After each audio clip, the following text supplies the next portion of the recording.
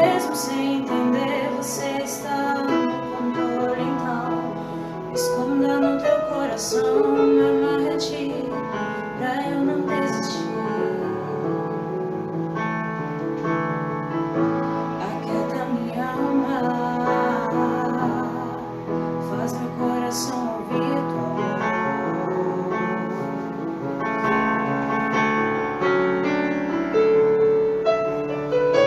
Me chama pra perto, só assim eu não me sinto só.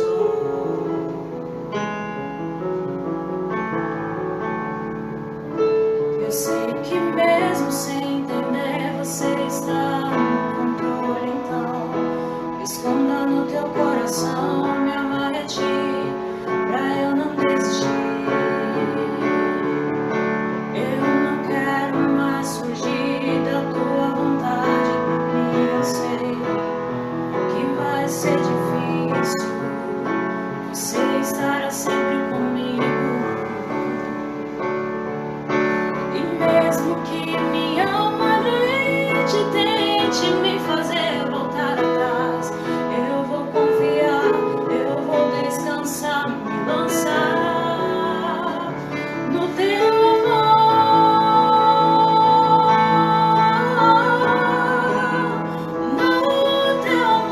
Senhor.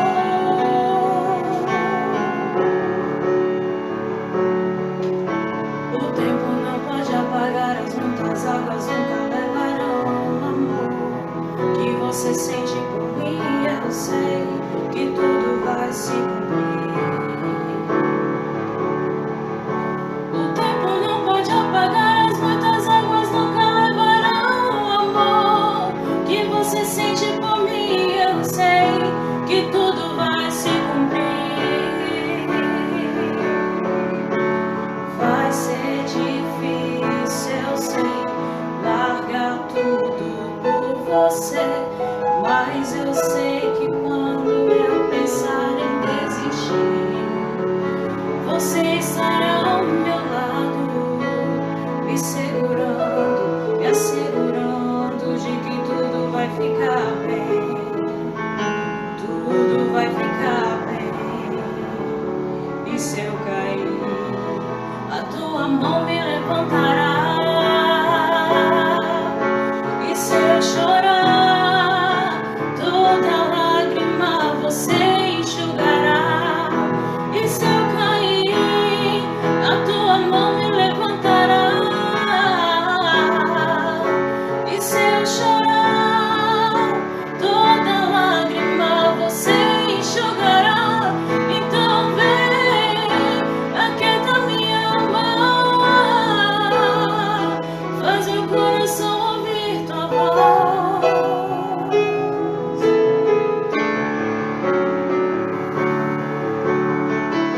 Me chama pra perto, só assim eu não me sinto só.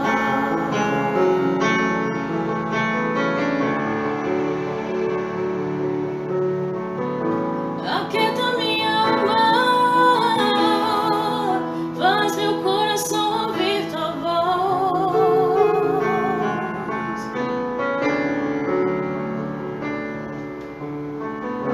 Me chama pra perto, só assim eu não me sinto só.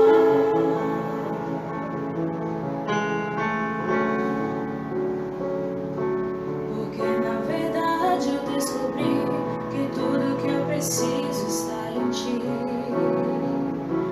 Mas meu coração é teimoso demais pra admitir.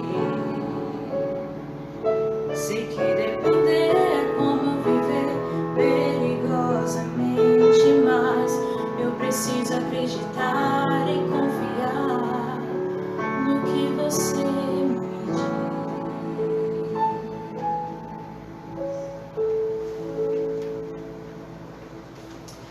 Boa noite a todos os irmãos. É uma alegria estar nesse momento, podendo transmitir esse culto, ter esse momento de adoração ao Senhor e poder está entrando na sua casa por meio desse vídeo, dessas imagens. E eu quero pedir que você abra a sua Bíblia em Lamentações capítulo 3. Vamos ler do versículo 21 ao 25. Lamentações capítulo 3, do 21 ao 25. Diz assim a palavra do Senhor: quero trazer à memória o que me pode dar esperança. As misericórdias do Senhor são a causa de não sermos consumidos, porque as suas misericórdias não têm fim. Renovam-se cada manhã. Grande é a tua fidelidade. A minha porção é o Senhor, diz minha alma, portanto esperarei nele. Bom é o Senhor para que o esperam por ele, para a alma que o busca. Então hoje as misericórdias do Senhor se renovaram novamente.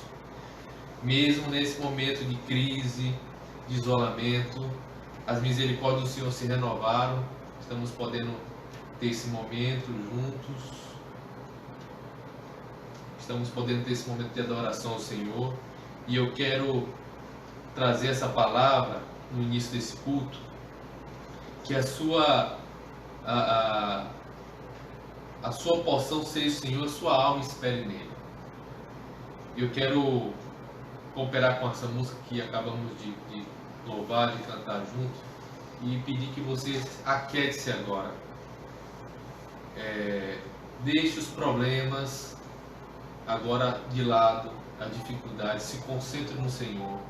Vamos agora ter um momento especial, mesmo na sua casa, de adoração a Deus. Está concentrado no que o Senhor tem para falar para nós essa noite, nesse domingo. Então vamos orar, pedindo as bênçãos do Senhor e que Ele nos conduza. Senhor Deus bendito, eu quero clamar que o Senhor venha falar conosco hoje.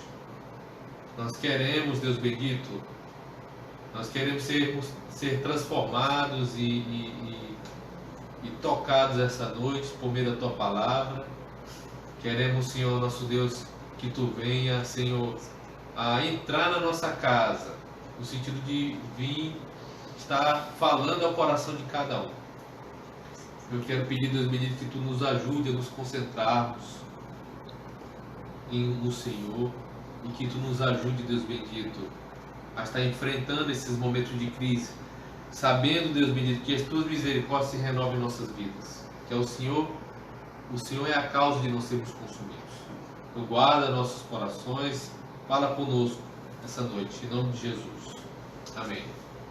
Amém, meus irmãos. Vamos continuar louvando ao Senhor com mais uma canção.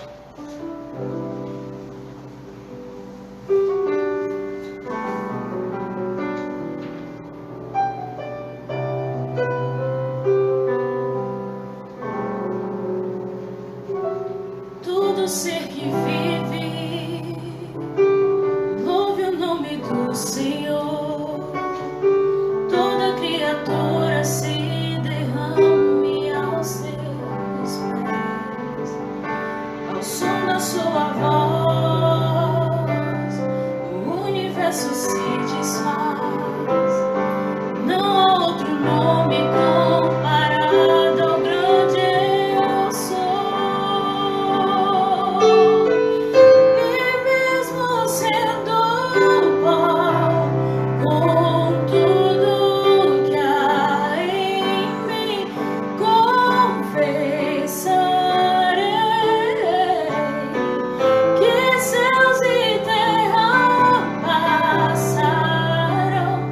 Mas o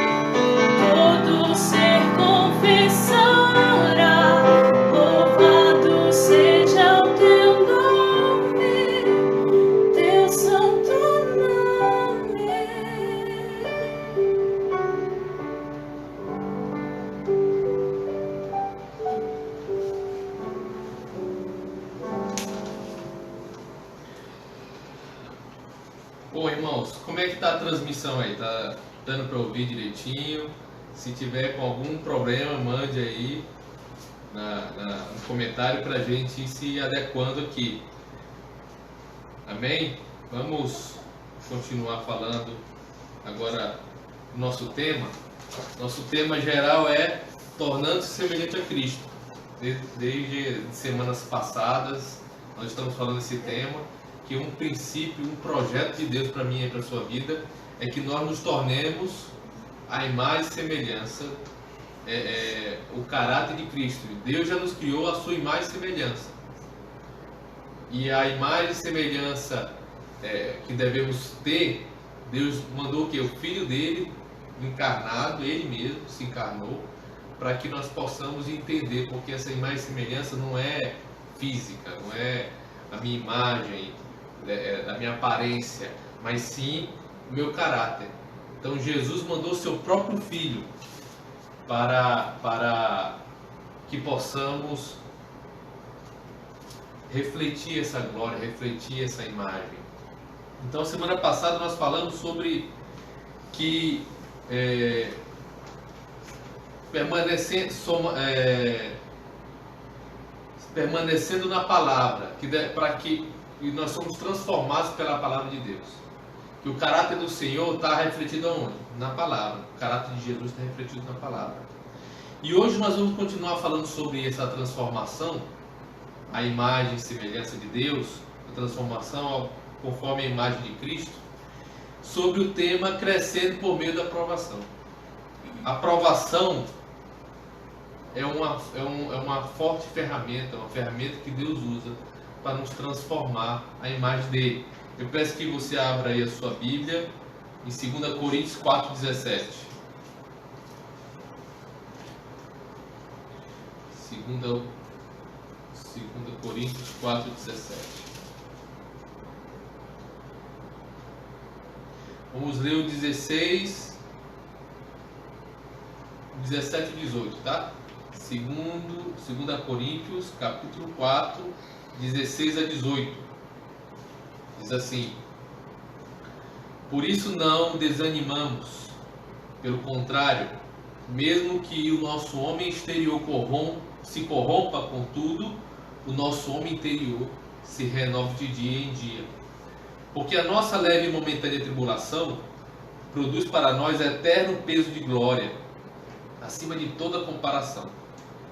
Não atentando nós nas coisas que se veem, mas nas que não se veem, porque as que se veem são temporais e as que se não veem são eternas. Vamos orar. Deus, nosso Senhor, nosso Pai bendito, fala conosco agora, por meio da Tua Palavra, em nome de Jesus Cristo. Amém. O apóstolo Paulo, um pouco antes desse texto aqui, versículo 7, até do versículo 7 ao 15, ele vai falando sobre muitas tribulações, muitas dificuldades que ele viveu. Como ele diz aqui, em tudo somos atribulados, mas não angustiados, perplexos, porém não desanimados. Versículo 9, perseguidos, porém não desamparados, abatidos, porém não destruídos, levando sempre no corpo o morrer de Jesus, para também a sua vida se manifeste em nosso corpo. Então, o apóstolo Paulo é um exemplo de homem de Deus. E aí, quando nós nos espelhamos em Jesus Cristo. E Paulo diz o que? Olha, sejam meus imitadores assim como eu sou de Cristo. Então nós sempre precisamos de exemplos próximos de nós. E o apóstolo Paulo é esse que buscava se aproximar de Jesus Cristo e ser semelhante a Cristo. E ele era um homem conforme a imagem, era um homem semelhante a Jesus Cristo, era um homem de Deus. E algo que é importante entender, que o apóstolo Paulo passou por muitas tribulações. As tribulações foram proporcionais à santidade, vamos dizer assim, à espiritualidade de Paulo. Então é algo que a gente vê que Deus usa muito, e usou muito na vida de Paulo.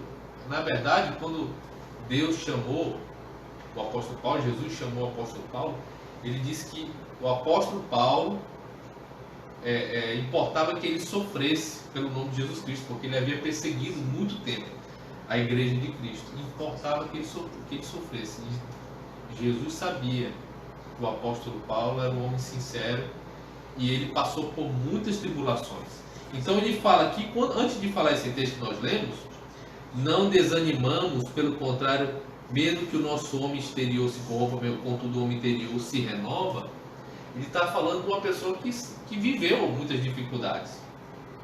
E ele diz, porque a nossa leve e momentânea tribulação produz para nós um eterno peso de glória, acima de toda a comparação. Então o apóstolo, ele tinha uma perspectiva. Ele falou, olha, esse sofrimento que a gente vai passar aqui, ele é momentâneo. Ele não se compara com a recompensa, ele se compara com o gozo, com a alegria, com o prazer do porvir, do eterno, que vai durar para sempre. Não se compara. Então essas dificuldades que ele diz que nós passamos aqui, valem a pena. Isso que o apóstolo Paulo quer dizer. Que as dificuldades, ela tem um peso de glória, que na verdade ela nos faz crescer na presença do Senhor. Então Deus usa as tribulações. Deus tem um propósito por trás de cada problema que nós temos na nossa vida. Às vezes a gente pensa, que a nossa dificuldade é só para a gente sofrer, e a gente fica pensando, meu Deus, me ajuda nisso aqui. Repreende essa doença, esse problema. Mas muitas vezes é o próprio Senhor que está permitindo isso. Deus usa as circunstâncias para desenvolver o nosso caráter. Jesus nos alertou dizendo que teríamos problemas. João 16,33 diz o quê? No mundo tereis aflições, mas tende bom ânimo, eu venci o mundo. Jesus já tinha avisado, olha, vocês vão ter aflições, mas estejam animados, fiquem tranquilos. Eu venci o mundo, vocês vão vencer também. Então Jesus já tinha colocado que haveria dificuldades e tribulações, e essas tribulações vêm para a gente crescer. E Deus tem um propósito em cada dificuldade dessa. Ninguém está imune à dor ou livre de sofrer. Ninguém tem a oportunidade de atravessar a vida sem problemas. A vida é uma série de problemas, um atrás do outro. Toda vez que resolvemos um problema, logo vem outro. Mas nem todos são grandes. Apesar de nem todos serem grandes, mas todos são importantes para o processo de crescimento que Deus tem para você. E eu acho uma coisa interessante a gente entender também, que os sofrimentos nesse mundo é uma lembrança que Deus nos dá, que esse mundo não é a nossa morada final. Esse mundo é caído. Ele não é o lugar onde Deus nos chamou para... Não é o lugar da nossa morada final, não é a nossa morada eterna. Esse mundo, ele é hostil a nós. Ele é hostil. Esse mundo já é maligno, nós somos inimigos do maligno.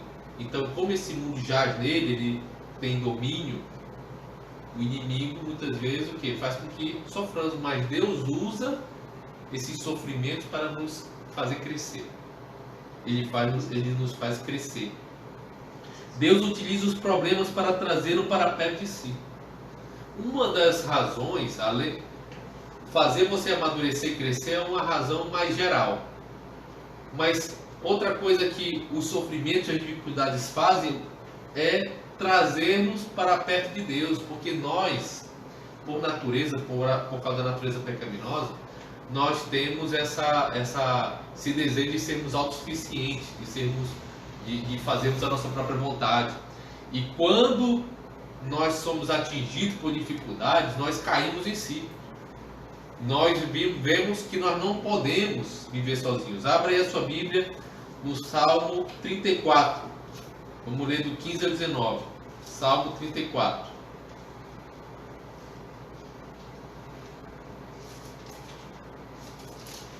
Salmo 34.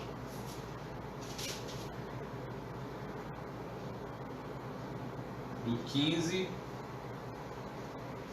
ao 19. Os olhos do Senhor repousam sobre os justos, e os seus ouvidos estão abertos ao seu clamor. O rosto do Senhor está contra os que praticam o mal, para lhes extirpar da terra a memória. Clama os justos, e o Senhor os escuta e os livra de todas as suas tribulações. Perto está o Senhor dos que têm o coração quebrantado, e salva os de espírito oprimido. Então, muitas vezes o Senhor permite uma dificuldade, uma tribulação na nossa vida, uma provação, para que a gente seja quebrantado, para que a gente se volte para Ele. Na verdade, o Senhor sempre está perto de nós. Só que quando nós reconhecemos a nossa fraqueza, reconhecemos que o nosso pecado, reconhecemos o nosso orgulho, nós percebemos e nós podemos ter um contato com o Senhor. Então o Senhor, ele dá graças ao humilde. E muitas vezes as dificuldades, as provações nos quebrantam e nos trazem a sanidade de entender que nós não podemos viver sozinhos, não podemos fazer as coisas do nosso jeito. Suas mais íntimas e profundas experiências de adoração ocorrerão provavelmente nos dias mais sombrios. Um texto aqui na Bíblia que diz que o choro pode durar uma noite, mas a alegria vem pela manhã. Muitos de nós viveu essa experiência de chorar, de clamar ao Senhor, de orar por uma situação que não consegue resolver, e Deus ele traz a resposta, Deus traz a solução, Deus traz o alívio no outro dia, sempre Ele vai trazer. O choro pode durar uma noite. Quando eu falo uma noite, quando o texto diz uma noite, ele diz que não necessariamente um dia só, mas ele pode durar um tempo, mas sempre vai chegar ao final e Deus vai consolar. Deus sempre está ao seu lado para lhe consolar. Então as suas orações mais sinceras, sua adoração mais profunda, provavelmente vai acontecer, ou se não já aconteceu, num momento de dificuldade, num momento de provação. Quando o seu coração estiver partido, você se sentir abandonado, não tiver mais nenhuma opção, a dor for intensa, e você buscar somente a Deus. Então é durante esses períodos de sofrimento que aprendemos a fazer nossas orações mais sinceras, autênticas e honestas para com Deus. Quando sentimos dor física ou emocional, não temos disposição para orações superficiais. São as orações mais sinceras. É quando nós estamos passando pelo momento de provação. É o momento mais íntimo com o Senhor. É quando nós estamos passando por um momento de sofrimento. Porque não há espaço para palavras bonitas, para tentar aparecer. Nesses momentos é quando você está ali no seu quarto, está num momento com o Senhor, e você ora de coração, ora sinceramente a Deus. É nesses períodos. E Deus quer. Eu penso que Deus não gostaria que necessariamente você precisasse passar por um momento de tribulação para se aproximar dele. Mas uma coisa que Deus quer, que você se aproxime dele. Ele quer eu e você para Ele, que nós estejamos perto. Então, se é necessário uma aflição, uma dificuldade, uma provação, para que nós olhemos para o Senhor, isso vale mais. Vale mais você se render ao Senhor mesmo no sofrimento, do que você passar uma vida aqui regalando bem, sorrindo, mas no final você viver eternamente, a eternidade longe de Deus. E nós vemos isso, por exemplo, na vida de José. Deus poderia ter mantido José fora da cadeia. Deus poderia ter impedido que os irmãos de José tivessem vendido ele. Deus poderia ter feito isso.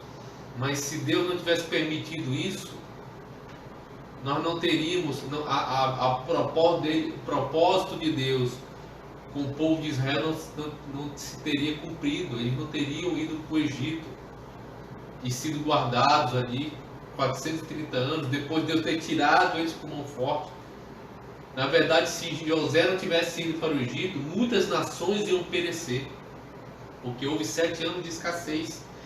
Então, Deus poderia ter feito isso, tirado José, mas ele teria tomado de José essa honra de ter sido usado poderosamente pelo Senhor. Tem muitas coisas na minha vida que eu tive dificuldades, mas as coisas que serviu para o propósito de Deus, eu faria tudo novamente. Existem algumas atitudes de pecado que foram só dor, e essas coisas eu não gostaria de ter repetido, mas os sofrimentos que eu tive que passar, e com esses sofrimentos eu cresci, eu viveria tudo de novo. Daniel poderia ter sido livrado das covas dos leões. Os amigos de Daniel poderiam ter sido livrados da fornalha, mas eles também teriam perdido essa experiência tremenda, teriam perdido esse crescimento espiritual. Deus poderia ter impedido os 3 naufrágios de Paulo, como nós falamos, evitado que Daniel e Jeremias tivessem sofrido também o que ele sofreu, mas não fez. Ele deixou que esses problemas acontecessem, ocorressem, e em decorrência deles, cada um desses homens foi trazido para mais perto de Deus. Assim como esses homens cresceram espiritualmente, se aproximaram mais de Deus com os sofrimentos, assim acontece comigo e com você. Quando nós nos aceitamos, quando nós nos aproximamos do Senhor, quando nós somos quebrantados e em vez de ficar olhando para o nosso sofrimento, nós olhamos para o Senhor, nós nos aproximamos dele.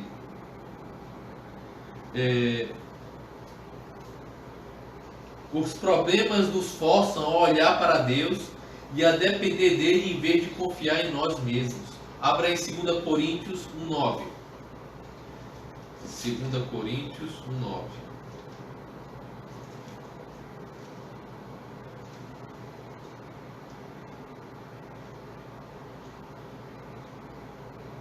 Vamos ler a partir do 8.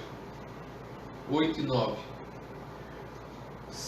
2 Coríntios, capítulo 1, versículo 8 e 9 diz assim: porque não queremos, irmãos, que ignoreis a natureza da tribulação que nos sobreveio na Ásia, porquanto foi acima das nossas forças, a ponto de desesperarmos até da própria vida.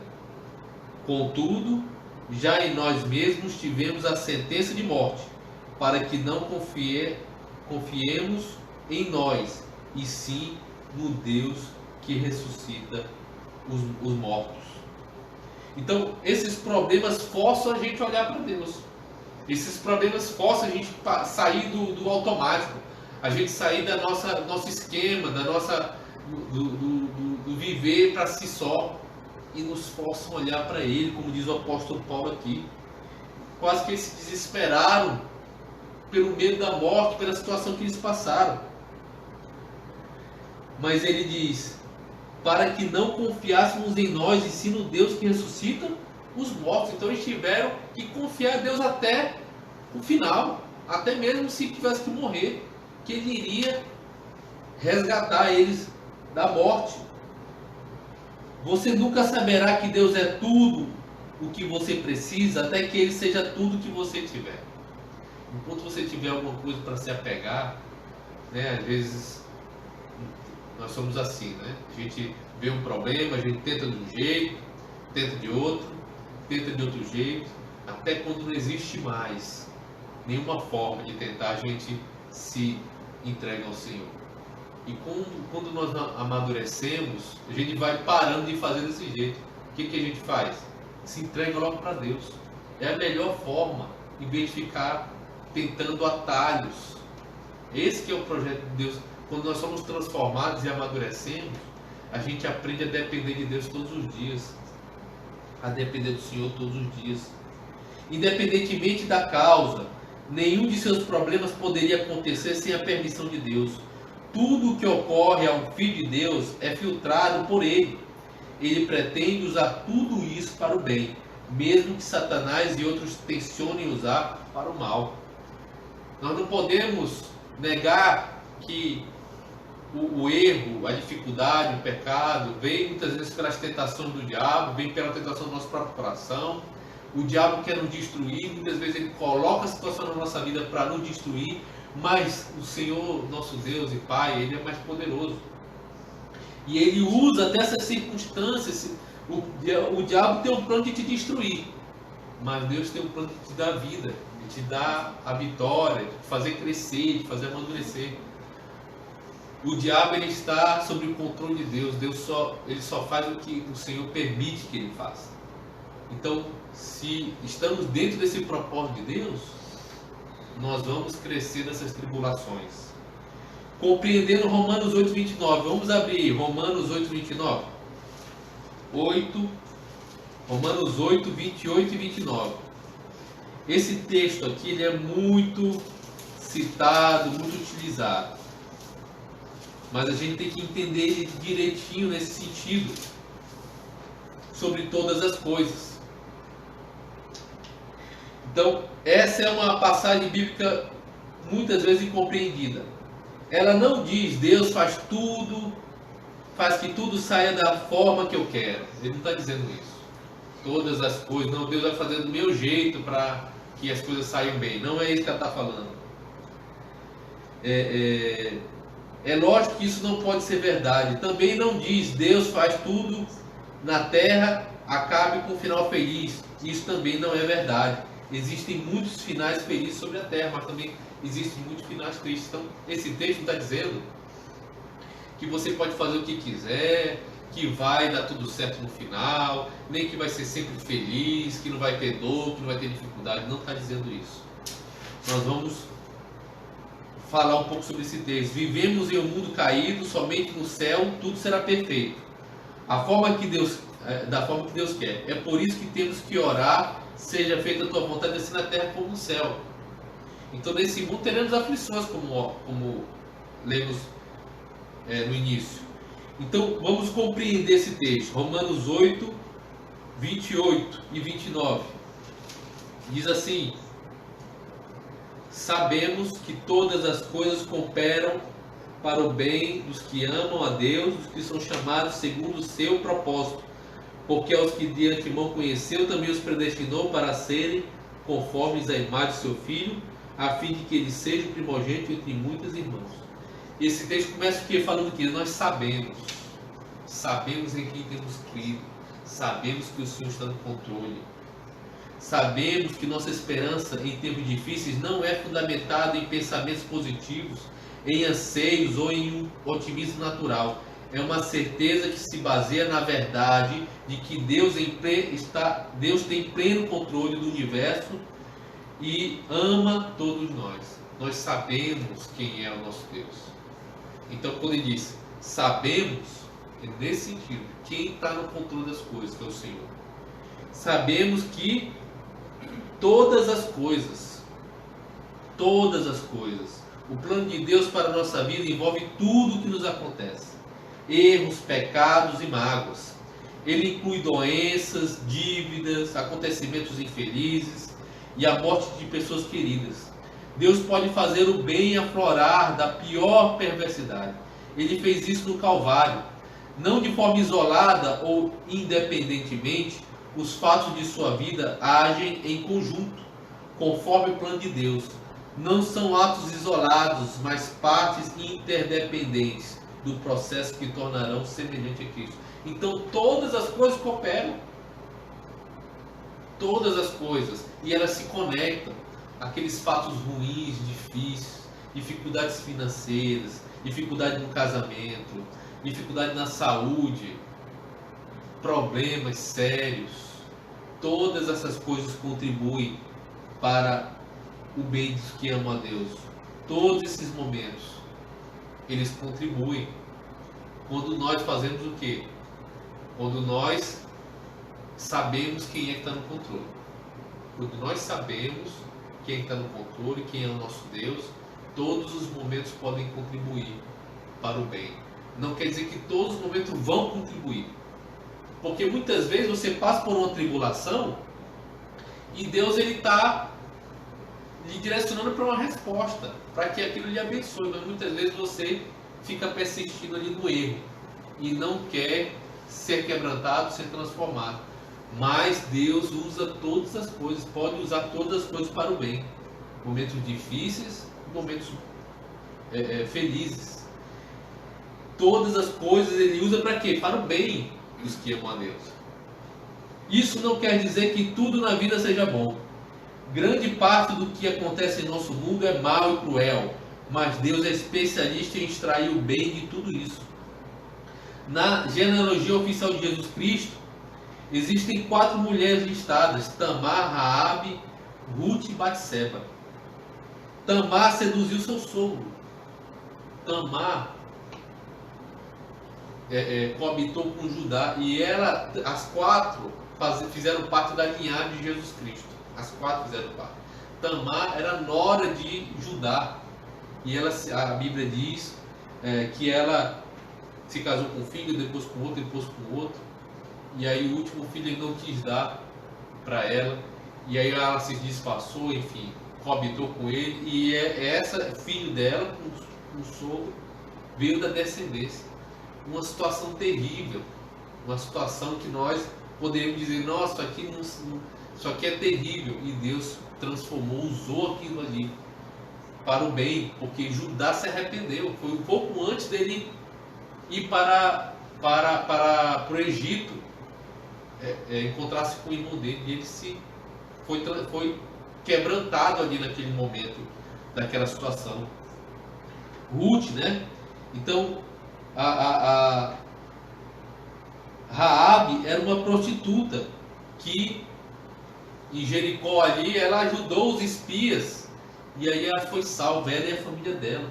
Então, mesmo uma mulher que não era nem israelita, que viveu uma vida totalmente errada, mas quando ela se arrependeu e buscou o Senhor, Ele a salvou. Ruth nem mesmo era judia e infringiu a lei casando com um judeu. Batseba cometeu adultério com Davi, o que acabou causando o assassinato do marido. Não são exatamente reputações excelentes, mas Deus fez que o bem resultasse do mal, e Jesus veio através dessa linhagem. O propósito de Deus é maior que nossos problemas, nosso sofrimento e até mesmo nossos pecados. Então Ele faz com que transforme todas as coisas, cooperem para o bem juntamente, mesmo as situações difíceis da nossa vida, mesmo as situações difíceis da nossa vida. Daqueles que amam e são chamados. Essa promessa é somente para os filhos de Deus, não é para todos. Todas as coisas contribuem para o mal daqueles que vivem em oposição a Deus, insistindo em seguir o próprio caminho. Então, essa promessa de todas as coisas cooperam juntamente para o bem dos, são para quem ama a Deus, quem está andando segundo o propósito do Senhor. Então, muitas vezes você, poxa, isso aqui não estava planejando, foi uma coisa ruim, e aí Deus transforma para o bem. Agora, quem está vivendo totalmente longe do Senhor, de forma errada, as coisas não vão cooperar para o bem, porque não estão dentro do propósito do Senhor, não estão olhando para Deus. E por fim, são chamados de acordo com o seu propósito. Que propósito é esse? São chamados segundo o seu propósito. Qual é o propósito do Senhor? Qual é o propósito? Versículo 29. Portanto, os que de antemão conheceu, o também os predestinou para serem conforme a imagem de seu Filho, a fim de que ele seja o primogênito entre muitas nações. primogênito entre muitas nações. Tudo que Deus deixa acontecer na nossa vida é permitido por causa do propósito para sermos igual a Jesus Cristo.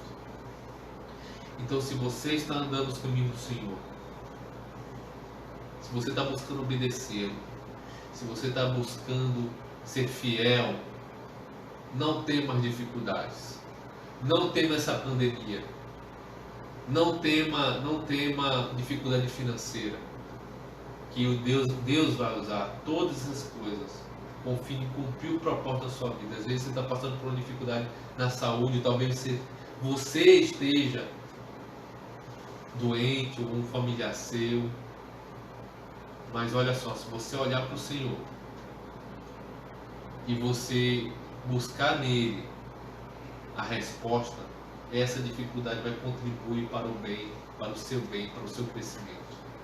E você que está me ouvindo, que não tem uma aliança com o Senhor, não tem certeza da sua salvação, está ouvindo essa pregação, mas não tem certeza no dia que fez esse compromisso com o Senhor. Olha, eu acredito em Deus, mas eu não tenho uma vida com o Senhor, eu não congrego em nenhuma igreja, eu acredito em Deus. Olha só, a Bíblia diz o seguinte, que todos pecaram, mas aquele que me confessar diante dos homens, eu confessarei diante do meu Pai que está nos céus. Então todos pecaram e o pecado gera morte. Mas quem confessar que Jesus Cristo é o Senhor, Jesus irá confessar diante de Deus. Quem confessar com a boca e crer no coração, será salvo. A Bíblia diz isso. Então você que está me ouvindo e sinceramente ama a Deus e quer fazer as coisas certas, mas que está vivendo hoje dentro do que não conhece de Deus, eu quero lhe fazer esse convite para você fazer uma aliança verdadeiramente com Deus por meio de Jesus Cristo. A Bíblia nos diz que nós temos que fazer uma aliança com Ele. Que uma aliança é quando nós nos entregamos, fazemos um acordo, uma promessa de servir ao Senhor e nos entregar a Ele, e Ele promete ser o nosso Senhor e nos salvar. Então, se você nunca fez essa aliança, nunca entregou sua vida, nunca falou publicamente que Jesus é o seu Senhor, eu quero lhe convidar para fazer isso agora. Aí onde você está, se você quer entregar sua vida a Jesus Cristo, ore comigo. Ore comigo. Diga assim: Senhor Jesus, diga o seu nome todo. Hoje eu entendi que mesmo sendo uma pessoa que ama o Senhor, quer fazer a coisa certa, mas eu preciso fazer uma aliança, entregar a minha vida e falar isso com a minha boca e sentir com o meu coração. E hoje, Deus bendito, eu quero fazer isso. Eu quero entregar minha vida, e hoje eu creio que o Senhor Jesus pagou pelos meus pecados na cruz. E Ele é o Senhor, é o meu Senhor. E eu quero entregar minha vida para o Senhor e me arrepender dos meus pecados. E agora caminhar dentro desse caminho, dessa proposta. Eu entrego a minha vida em nome de Jesus Cristo. Amém. Se você fez essa oração sinceramente, você agora é filho de Deus. A Bíblia diz: todos aqueles que confessam que Jesus Cristo é o Filho de Deus, eles nascem de novo, nascem espiritualmente. Então, se você conhece alguma igreja, alguém que já é filho de Deus, que já se entregou ao Senhor, ligue para essa pessoa. Você pode mandar uma mensagem no Facebook, que a gente vai entrar em contato com você. Amém? Vamos orar aqui para a gente encerrar. Deus bendito, todo-poderoso, obrigado pela Tua palavra. Obrigado porque o Senhor está conosco mesmo quando nós pensamos, Deus, que nada pode nos ajudar. Quando nós pensamos que ninguém está olhando. Quando estamos, Deus, num momento de dificuldade, o Senhor está conosco. Nós queremos te agradecer e louvar porque Tu usa até esses momentos de tribulação para nos fazer crescer. Então abençoa, Deus, o teu povo. Obrigado. Abençoa a tua igreja, Deus. Abençoa o nosso país. Guarda as nossas vidas, Deus. Livra desse vírus. Livra dessa praga. E nos ajuda, Deus bendito, a estar na tua presença e a te obedecer. Em nome de Jesus. Amém. Deus abençoe, irmãos. Vamos encerrar com mais um louvor de adoração ao Senhor. Que Deus abençoe os irmãos, na graça e na paz do nosso Senhor Jesus Cristo.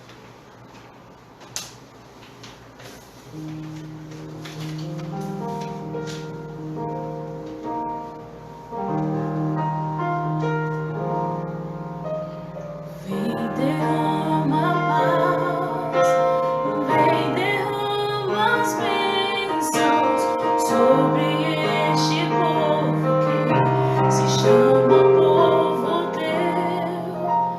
Dá-nos